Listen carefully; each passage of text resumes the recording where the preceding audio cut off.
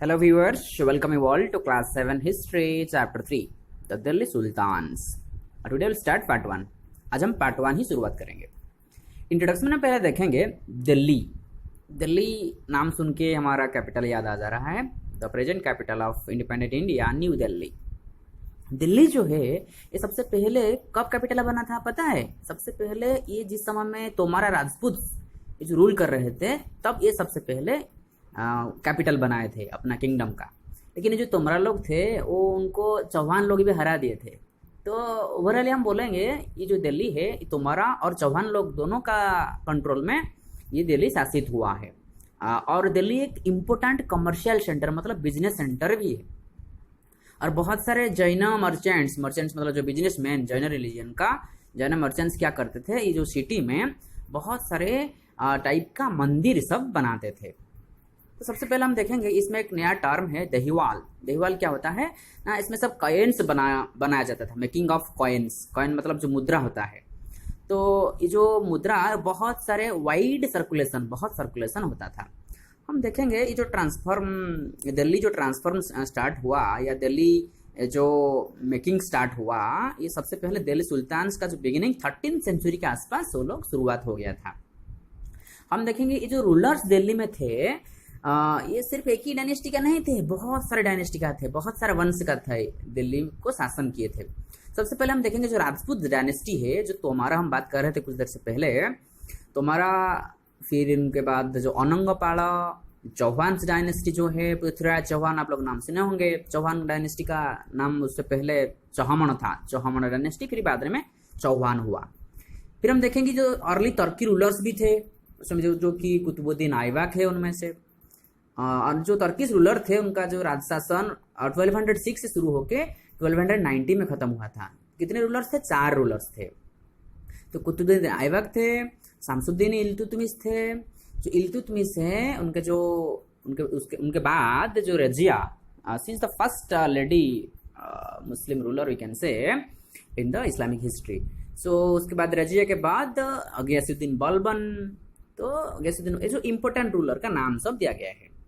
फिर हम बात करेंगे जो खलजी डायनेस्टी का। खलजी डायनेस्टी रूल किया 1290 से 1320।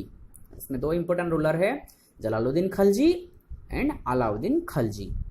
फिर तुगलक डायनेस्टी और एक डायनेस्टी है जो कि 1320 से शुरू करके 1414 तक रूल किए। उनमें से 3 इंपोर्टेंट रूलर का नाम दिया है, गयासुद्दीन तुगलक, फिर मोहम्मद तुगलक, फिर फिरोज शाह तुगलक। फिर हम चलेंगे सैयद डायनेस्टी है जो कि 1414 से 1451 तक रूल किए, जो कि जिनका नाम है जो इम्पोर्टेंट रूलर खिजर खान। फिर जो लास्ट रूलर है उसमें बात करेंगे दिल्ली सुल्तान का, जो लोधी डायनेस्टी का थे वो बहालुल लोधी।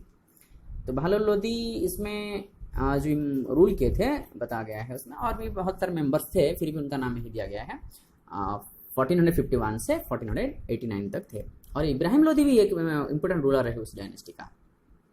फिर हम देखेंगे ये जो दिल्ली सुल्तान्स थे उनके बारे में इंफॉर्मेशन हमको कहाँ से मिलता है?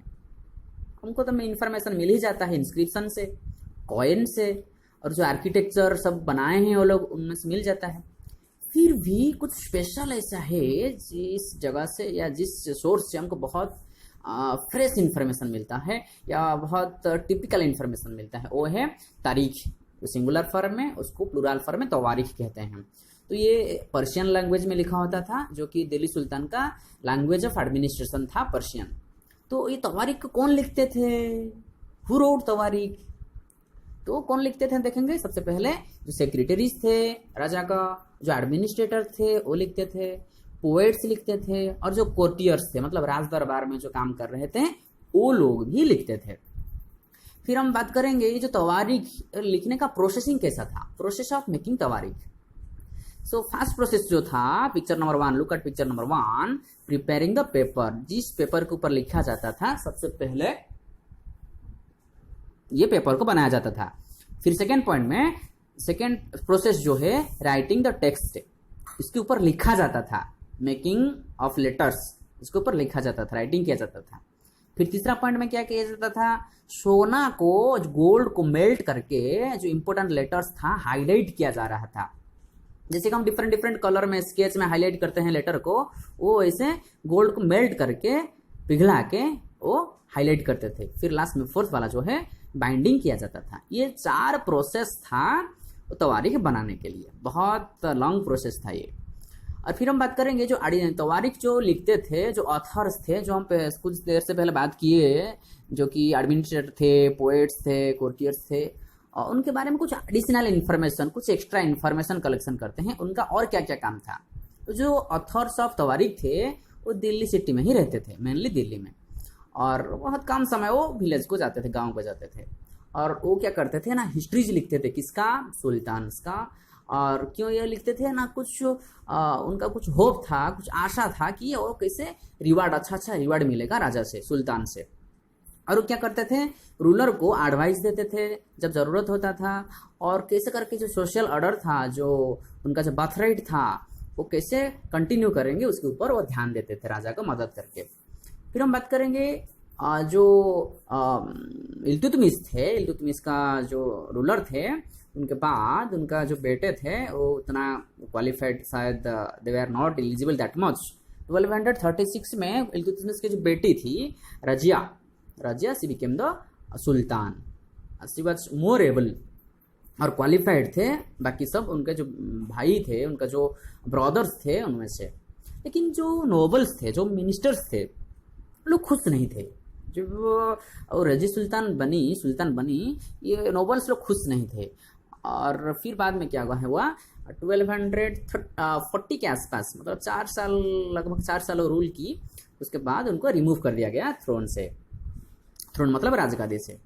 फिर हम बात करेंगे उनका जो दिल्ली सुल्तान जो थे, वो जो खुद का रूल किए, जो एरिया था, जो पॉलिटिकल बाउंड्री था, वो कैसे बढ़ाए from garrison town to empire. Next point, the expansion of the Delhi sultan. Expand मतलब बढ़ाना, अपना एरिया को बढ़ाना। तो ये जो सुल्तान थे, जो वो कभी भी हिंटरलैंड को वो शासन नहीं करते थे। हिंटरलैंड जो था उसके ऊपर वो कब्जा नहीं करते थे, जो कि गुड्स एंड सर्विसेज प्रोवाइड करने का एक मेन प्लेस था। और क्या हुआ, और वो जो डिपेंडेंट थे किसके ऊपर ना, ट्रेड के ऊपर डिपेंडेंट थे। और जो लूटने जो सामान था वो लूटते थे भी, प्लंडर ऑफ सप्लाईज, ट्रिब्यूट, जो हम कहते हैं टैक्सेस। देन हम बात करेंगे जो कंट्रोलिंग जो गैरिसन टाउन था, वो बहुत डिस्टेंस होता था बंगाल और सिंध, तो इसलिए वो बहुत डिफिकल्ट होता था अपना एरिया को एक्सटेंड करने के लिए, बढ़ाने के लिए। दिल्ली से वेस्ट बंगाल पूरा ईस्ट हो जा रहा है ना, वेस्ट बंगाल, तो ऐसे ही सिंध भी पूरा वेस्ट हो जा रहा है। तो जो बहुत डिफिकल्ट होता था दिल्ली सुल्तान लोगों को अपना एरिया को बढ़ाने के लिए। और क्या होता था, बहुत सारे रिवेलियन, युद्ध होता था, वार होता था, और खराब जो सिचुएशन, कभी कभी खराब वेदर होता था, जो क्लाइमेटिक कंडीशन होता था, और जो कम्युनिकेशन था, जो आने जाने का जो ट्रांसपोर्टिंग सिस्टम था, वो भी बहुत अनकंफर्टेबल था।